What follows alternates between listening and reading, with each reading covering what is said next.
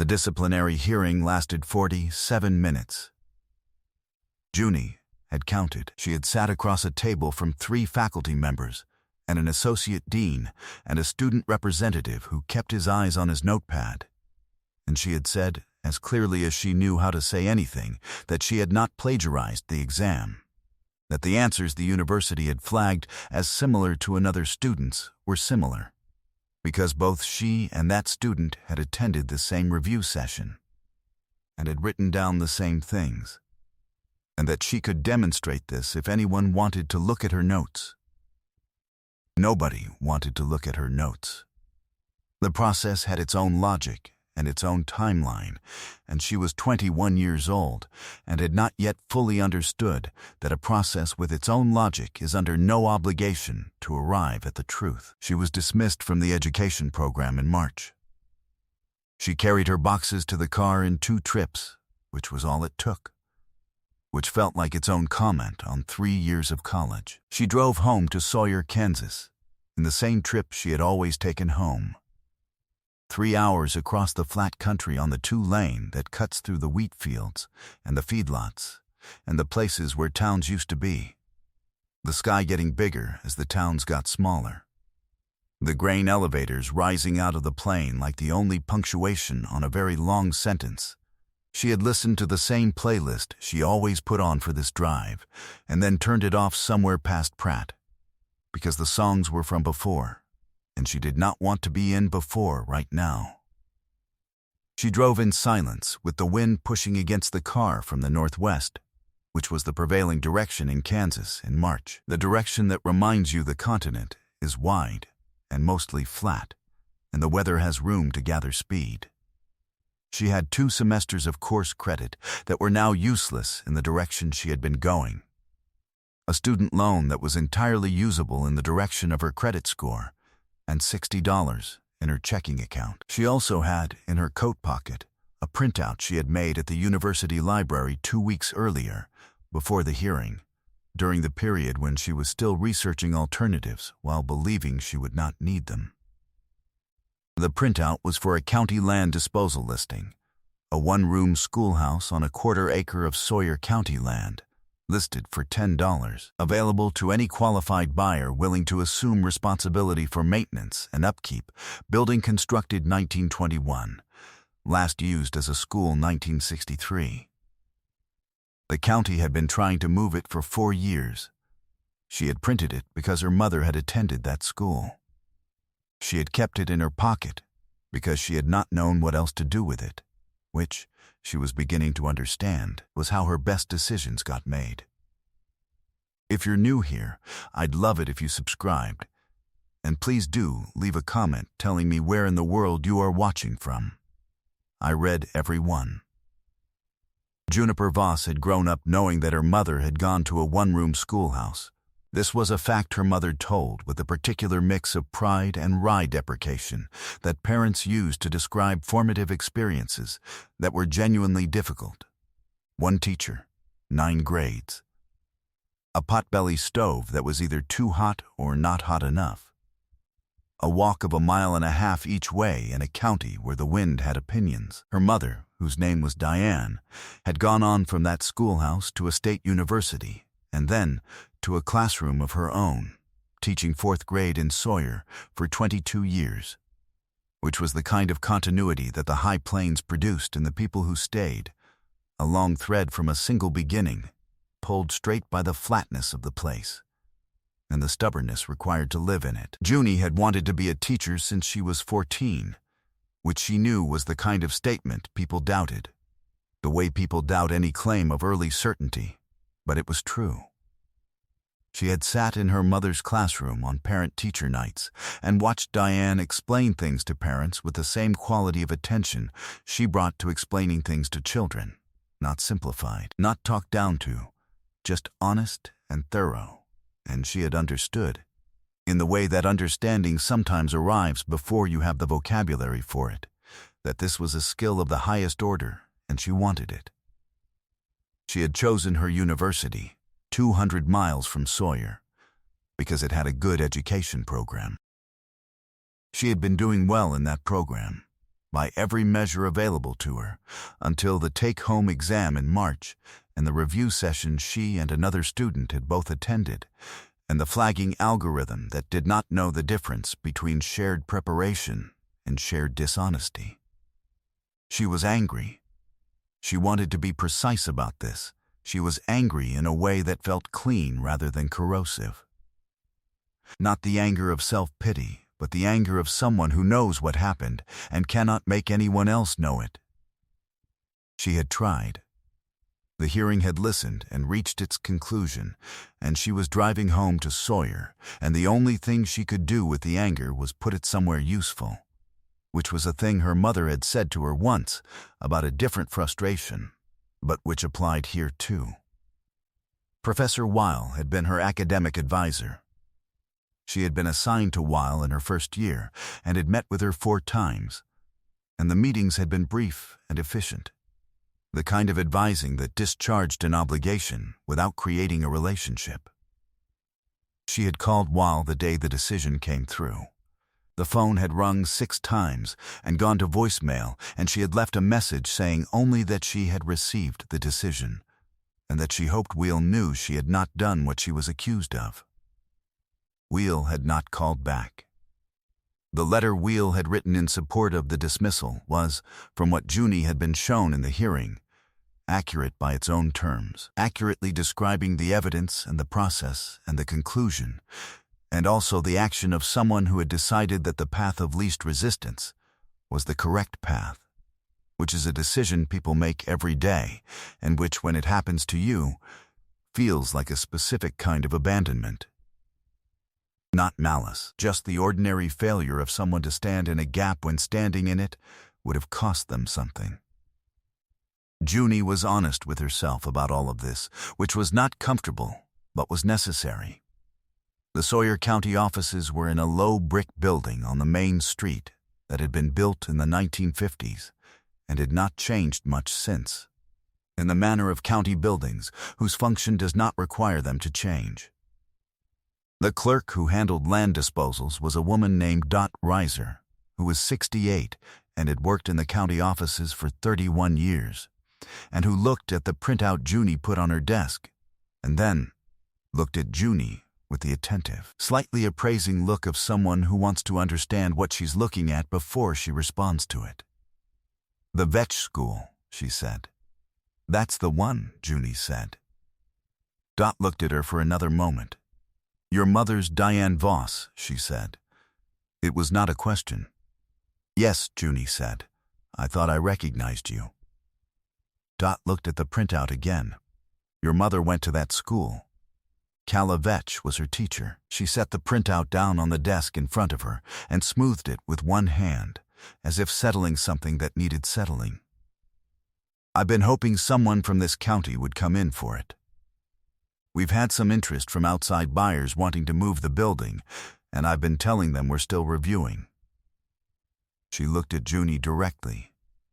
"We're done reviewing." She took the $10, 2 fives, which was all Junie had in small bills, and she stamped the transfer form and gave Junie the key, which was a modern key, not an old one, which meant the county had rekeyed it at some point. She also gave Junie a large manila envelope that had been in the property file. She said it had been found in the school when the county took possession in 1967, and no one had known what to do with it, so it had stayed in the file. She said she was glad someone was finally going to sort it out. The school sat a mile east of the Sawyer Water Tower on a county road that had been chip-sealed at some point, and was now returning slowly to its gravel origins. It stood alone on its quarter-acre, no trees. Because trees don't volunteer themselves on the high plains. You have to want them, and plant them, and wait. And no one had.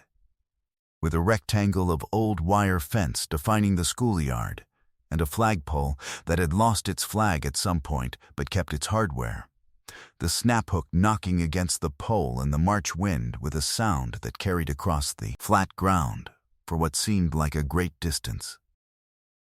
The building was board and batten, original white paint gone to the pale gray of sun-bleached bone, and the bell tower at the peak of the front gable still had its bell, cast iron, green with age. The rope long gone, but the bell itself intact. The kind of bell that would carry a long way on a flat morning. She stood at the wire fence for a moment before she went in. The wind was doing what the wind does in western Kansas in March, which is everything. It moved the dead grass at the fence base and flattened her jacket against her chest and made the flagpole hardware knock in the rhythm she had heard from the road. The sky above the school was the particular pale blue of a high plains winter-end sky, the color of something that has been stretched very thin over a very large distance. There were no other buildings visible in any direction. There was the school, and the fence, and the flagpole, and the road, and the flat land going away to all four horizons equally. She thought, this is what it looked like to the children who walked here. This sky, this wind, this particular loneliness that is not loneliness when you are used to it. The step up to the door was a single limestone slab, worn in the center with the foot traffic of 39 years of children. A concave depression that was not quite visible until you stood on it and felt the give of a stone that had been stood on 10,000 times. Junie stood on it and felt it, and put her hand on the door and went in. The room was single, undivided, approximately 30 feet by 20, with 6 windows on the south wall and 2 on the north admitting a flat, even, windswept high plains light. The wood floor was wide plank pine, gapped between the boards and dusty but sound. The potbelly stove stood in the center, its pipe running to a thimble in the north wall. The stove itself still present and apparently functional. The kind of cast iron that outlasts everything. The chalkboard was on the wall behind the teacher's desk, and it still had writing on it. A mathematics problem. Long division. The last thing Kalavech had put on the board before she walked out of the school in 1963, and the building was locked behind her. The numbers were still legible. The chalk had dried in place for 60 years. The teacher's desk was at the front of the room, facing the rows of smaller desks that were still there, 12 of them, various sizes for various grades, arranged in the slightly skewed way that suggested they had not been moved since the last day of school. Kala's desk was oak, large, with a slanted surface for writing and a bank of drawers on the right side and a single center drawer with a small brass lock that had been turned and left in the locked position. She set the manila envelope on the desk surface. She looked at the key Dot had given her. It was a modern key, but the lock was old. She tried the key and it did not fit, which meant the county had rekeyed something else, or the key had never been for this desk, or it had been wrong from the start. She tried the center drawer. Locked, she ran her fingers along the desk's edge, opened the unlocked side drawers, chalk stubs, a wooden ruler, a bottle of dried ink, a registration card for the 1951-52 school year with 4 names on it, and at the back of the bottom drawer, on its side, the original key for the center drawer, which Kala had apparently left inside a drawer she could leave unlocked. An old habit of safekeeping, or an oversight, or something left on purpose. Junie put the key in the lock and turned it. If you are still with me, please subscribe if you haven't already. What was in that drawer had been locked in there since 1963, and what it held was not what Junie expected. Stay. The center drawer held a grade book and a bundle of letters, and a single unsealed envelope at the bottom of the bundle. She took them to the nearest student desk, not the teacher's desk. It didn't feel right, and she sat in a chair that was a size too small for her, and she opened the grade book first. It was the kind of ruled composition book that schools ordered in bulk, the cover marbled black and white, and on the inside cover Kalavech had written her name and the dates of the school's operation in her small, upright script. Kala E. Vetch, Sawyer County School District 14, 1924, 1963. The pages were organized by year and then by student, and each student entry ran across 2 pages, grades by subject on the left, and on the right, a column of handwritten notes that were not grade-related at all. They were observations. Calla had written about each child, not their performance, which was on the left page, but who they were, what they struggled with, what they lit up for, what kind of mind they had. A boy in 1931 who could not sit still, but could do mental arithmetic faster than she could write the problem. A girl in 1947 who was so afraid of being wrong that she would not answer unless she was certain, but who read 3 grades ahead of her peers. A child in 1938 who came to school in December without proper shoes, and how Calla had handled it, and what she had found out about the family, and what she had done. Junie read for an hour before she turned to the years she was looking for. Her mother's name was there, Diane Jean Fowler, 1st grade. The name was in Calla's small, upright script, identical to the script in every other entry, the name of one more child among the many, given no more or less space on the page than any other. But it was her mother's name, in handwriting from 1954, written by a woman who was gone, in a grade book that had been in a locked drawer for 60 years, and Junie ran her finger along the letters the way you run your finger along something you need to confirm is real. She turned the page to the observation column. And then again in 1955, 2nd grade, all the way through to 1963, when Diane was in 5th grade, the last year the school was open. 9 years of her mother's childhood in Calla Vetch's handwriting. She read the first entry, Diane Fowler, grade 1. Bright and stubborn. Asks questions nobody else thinks to ask. Does not accept that's the rule as an answer. Will need teachers who can keep up with her. She read it twice. She read it 3 times. She put the grade book down on the desk, and she put her face in her hands, and she sat in the too small chair in the empty schoolroom in the wind, and she cried, which she had not done since March, and which she had thought she was not going to do today. What broke her open was not grief. It was something closer to recognition. Bright and stubborn, asks questions nobody else thinks to ask. She had grown up hearing her mother say these exact things about her. She had not known until this moment that her mother had heard them first, in this room, from a woman at this desk in 1954, when her mother was 6 years old and the world was being explained to her for the first time. She called her mother from the schoolroom, sitting in the too small chair, with the grade book in her lap and the light coming through the south windows at the angle it comes through south windows in Kansas in March, which is low and bright and slightly merciless. Her mother answered on the 3rd ring. Junie said, "Mom, I'm at Calla Vetch's school.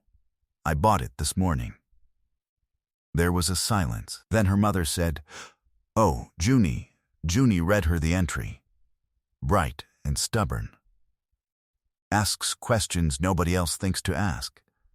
Will need teachers who can keep up with her. Her mother was quiet for a moment.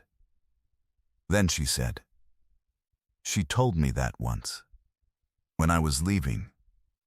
She came out to the road and she told me she hoped I'd find people who kept up with me." Her voice had changed in the way voices change when something old is touched.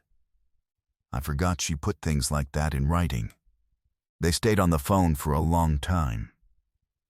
The wind moved through the gaps in the board and battens siding in a low, sustained note that was less a sound than a condition of the building, the way the school had always breathed.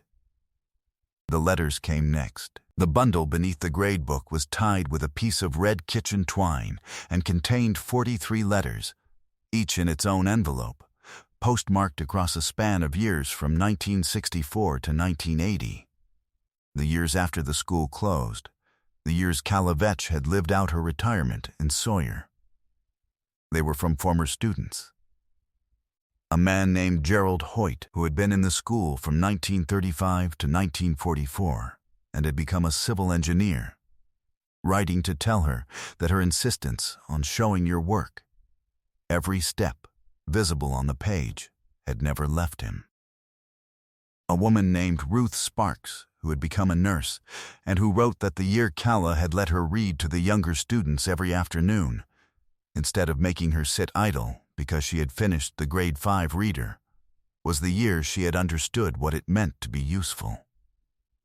A soldier who had been at the school in 1941 and 1942, who wrote a letter in 1966 from what he did not say, was Vietnam, which was clear anyway, saying that he thought about the schoolroom sometimes, and that it seemed to him now that the room had been the clearest place he had ever been in. At the bottom of the bundle, in a plain white envelope, was a letter in a different hand from the student letters, older, more deliberate, the hand of someone who had been writing carefully for a very long time. On the outside, to whoever teaches here next.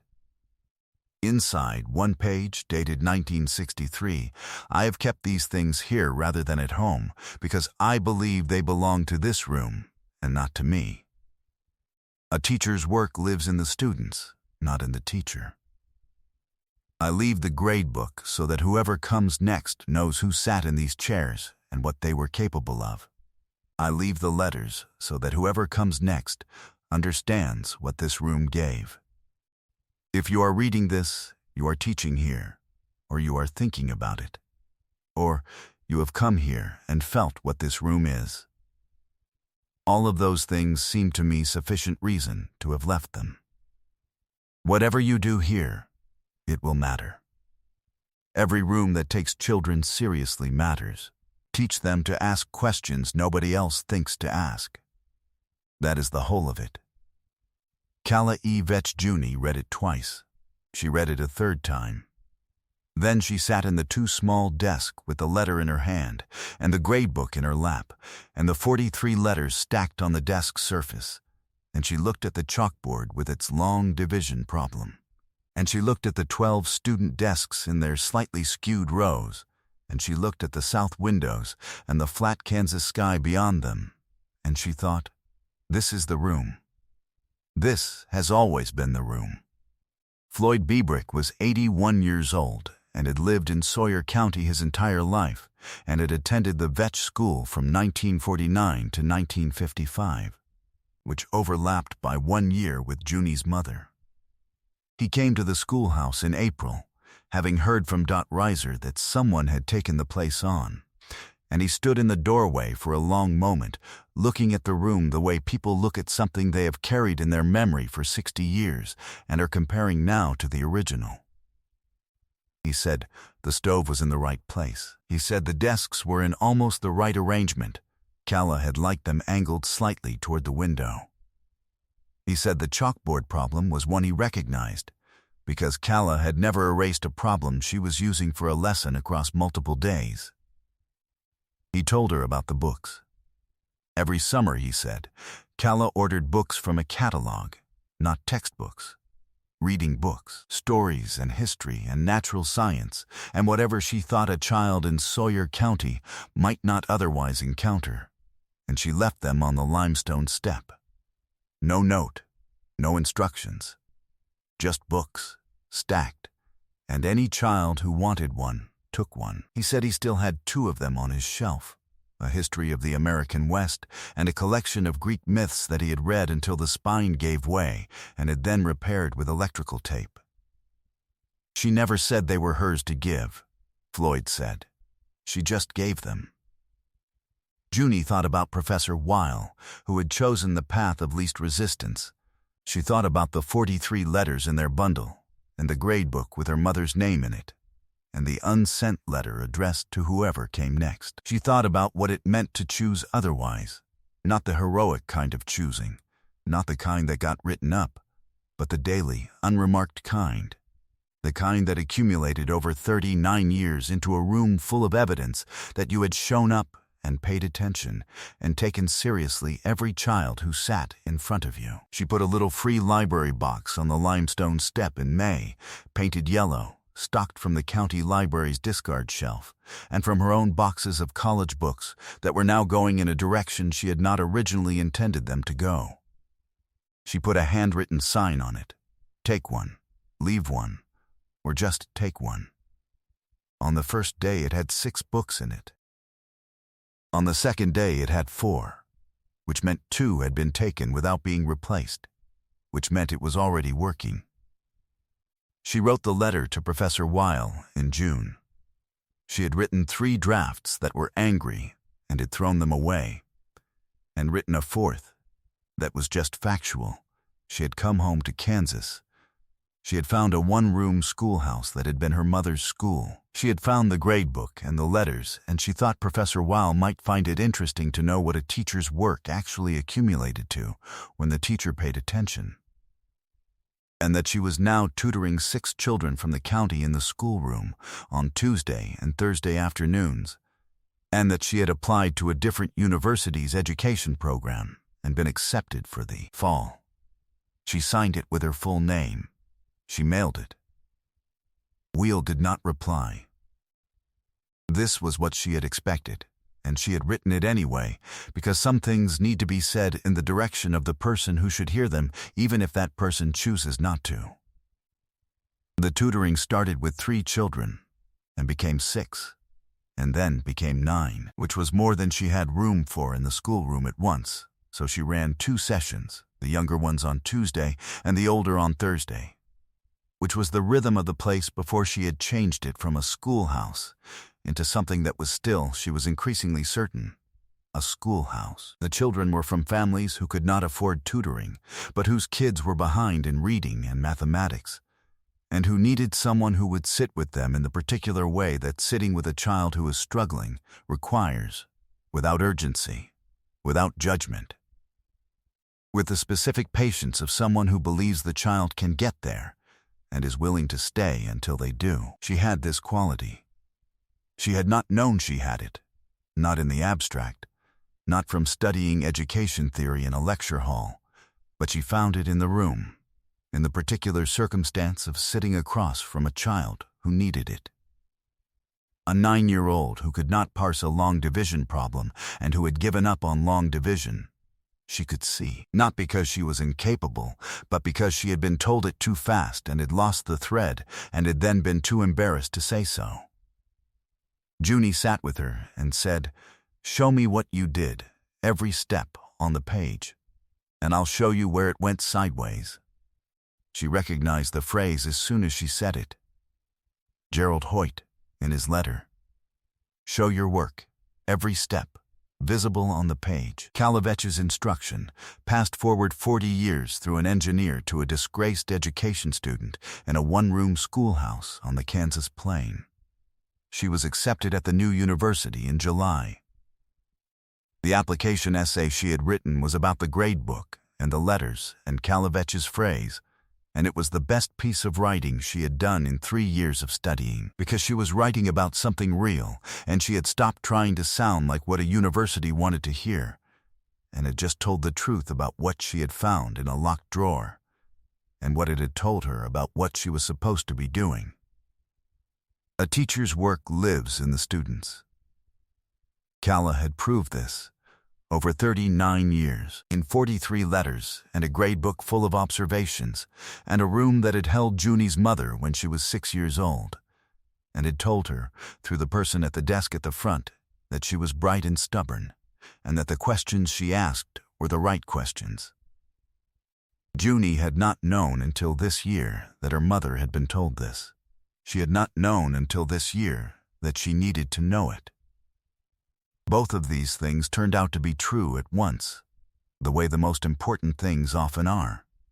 The thing you needed was there before you knew you needed it, waiting in a locked drawer in a room that had been waiting for someone to come back to it. She was 21 when she was kicked out of an education program for something she didn't do, which she could not prove to anyone's satisfaction but her own, and she had driven home to Kansas across the flat country with $10 and a printout, and the anger of someone who knows what happened and cannot make the world agree.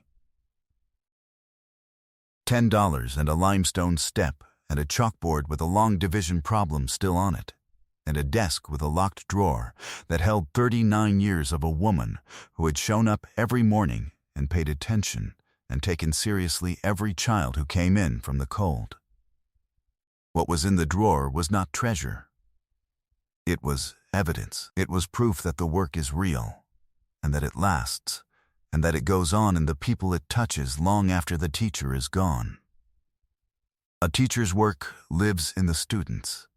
She understood this now in a way she had not understood anything in 3 years of studying how to teach. She went back to school in the fall. She went back to teach. If this story meant something to you, I hope you'll share it with someone today, and please subscribe if you haven't yet. Leave me a comment. As a teacher, or someone who played that role for you, left something in you that you didn't know was there until you needed it, I read every word you write. Thank you for being here. I'll see you in the next one.